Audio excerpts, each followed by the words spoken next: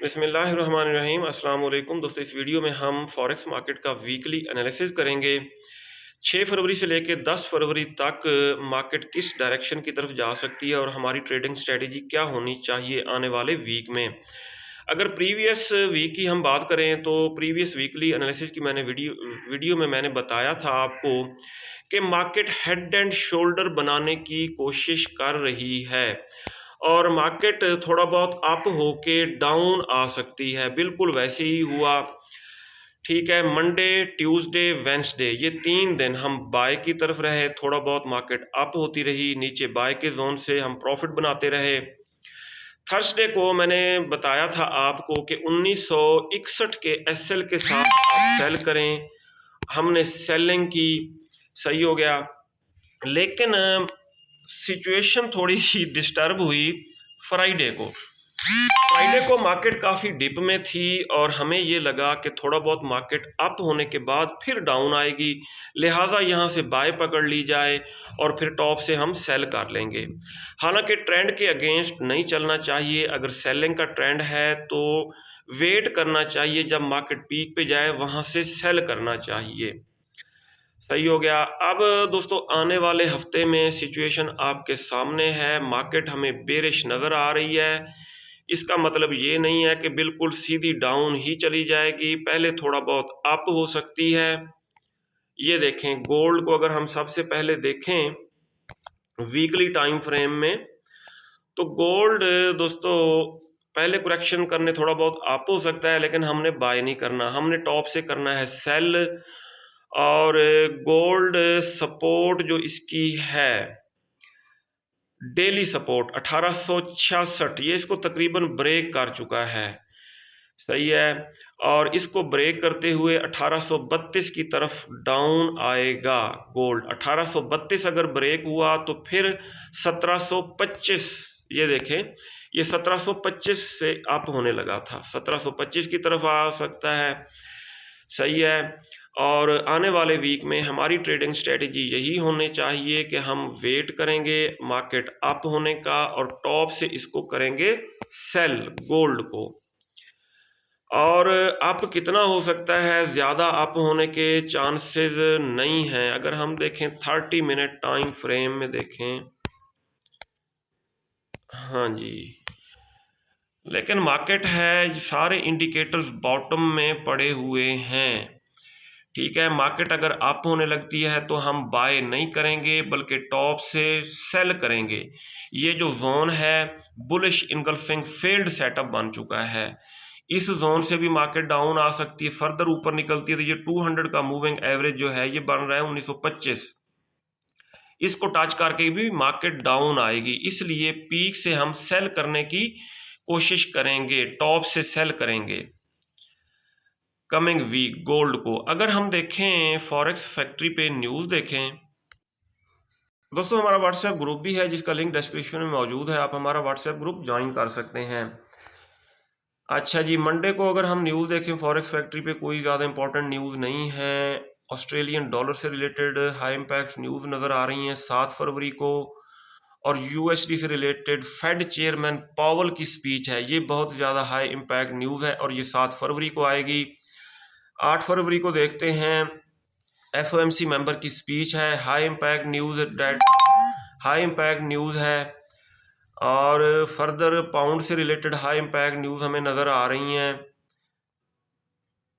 Canadian dollar से related high impact news नज़र आ रही हैं और यूएसडी से रिलेटेड। सही हो गया दोस्तों। कल जो एफओएमसी का डाटा आया ये हर वीक के फर्स्ट फ्राइडे को आता है, सही है। इसके ऊपर आप न्यूज़ ट्रेडिंग भी कर सकते हैं, ठीक है, $5 ऊपर बाय स्टॉप और $5 नीचे सेल स्टॉप लगा के, लेकिन बस कल वो भी नहीं कर सके इंशाल्लाह। तो coming first Friday of the month हम कोशिश करेंगे न्यूज़ ट्रेडिंग की। ये दोस्तों ये न्यूज़ हम एजुकेशनल पर्पज़ के लिए बना रहे हैं। ये देखें ऊपर सेल का जोन, सही हो गया जी, ये सेल के जोन को टच कर चुके 102.98, DXY को टच कर चुका है और यहाँ से ये थोड़ी बहुत करेक्शन करने डाउन आएगा तो गोल्ड पहले अप होगा। फिर इस जोन से टकरा के ये जो जोन ग्रीन कलर में आपको नजर आ रहा है, दोबारा इसने अप ही जाना है और गोल्ड ने फिर डाउन ही आएगा। गोल्ड दोस्तों फ्राइडे को जो मैंने वीडियो बनाई थी उसमें मैंने आपको बताया था ये सेल का जोन है। ये देखें, ये एरिया जो है ये मैंने कहा बताया था ये स्ट्रांग सेल का जोन है 76 से लेके 77.65, और ये फर्दर भी अगर ऊपर निकला 79 तो वो टॉप से हम सेल ही करेंगे। ठीक है, क्रूड फिर गोल्ड के ऊपर जो थोड़ा बहुत लॉस हुआ था उसको मैंने इस तरह रिकवर किया, यहाँ से हमने 200 के मूविंग एवरेज से टकरा के, और सेल का जोन भी था, डबल कंफर्मेशन मिल गई, यहाँ से मैंने क्रूड ऑयल को सेल किया और अच्छा खासा हमने प्रॉफिट बनाया।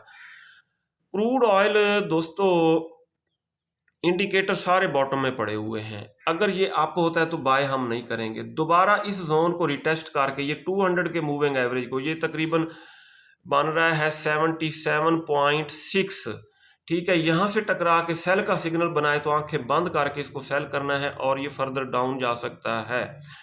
मैंने वीडियो में वाज़े बताया था कि ये 73 और 72 की तरफ जाएगा। फ्राइडे वाली वीडियो में मैंने बताया था क्रूड ऑयल, और इसको टॉप से सेल किया जाए।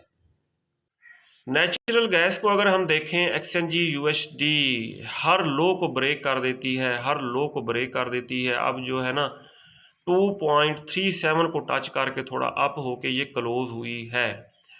मेरे ख्याल में जब तक बुलिश रिवर्सल की कंफर्मेशन नहीं हो जाती इसको बाय ना किया जाए।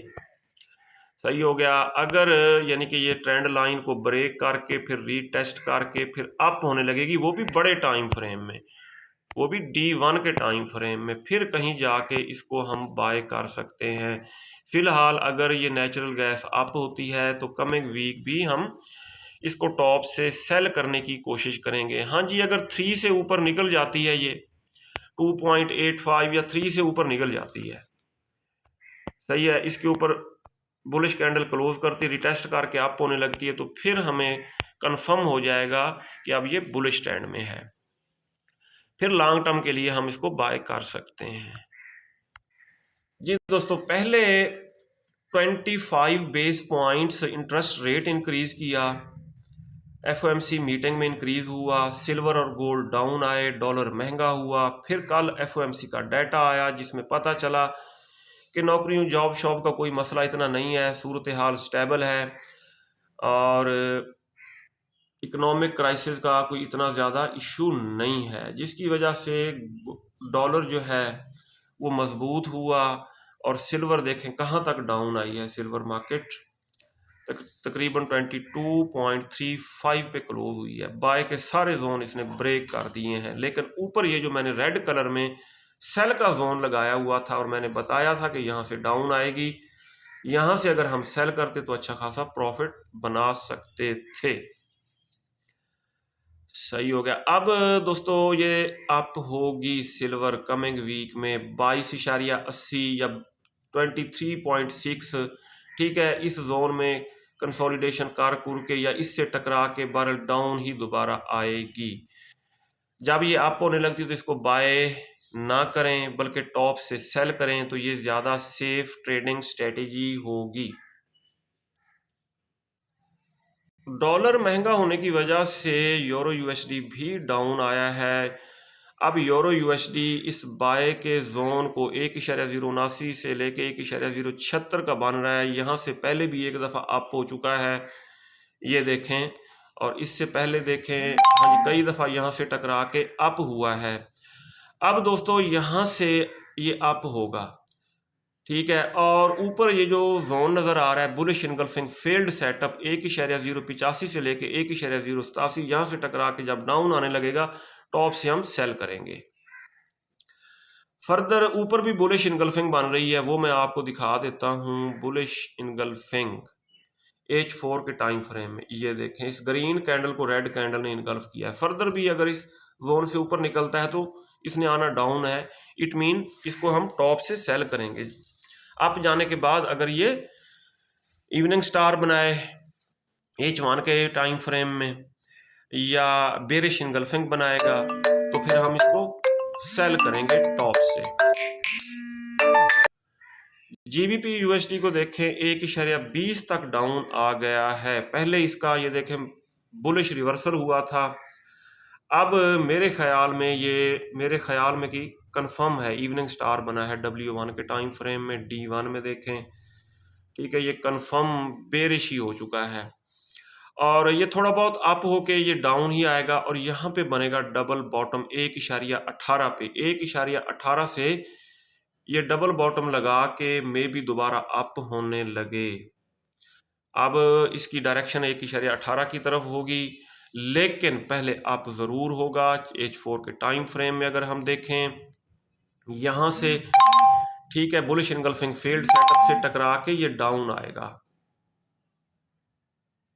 जी दोस्तों, अगर हम US टेक 100 को देखें, US टेक 100 ये बाय का जोन था, अप हुआ, ऊपर सेल का जोन मैंने ड्रा किया हुआ है, जो प्रीवियस वीडियोस में बताता रहा हूँ कि यहाँ से टकरा के मार्केट डाउन आ सकती है और मार्केट दोबारा यहाँ पे डबल बॉटम लगाने या फर्दर भी नीचे इस ग्रीन जोन तक 11,875 के आसपास ये दोबारा डाउन आएगी।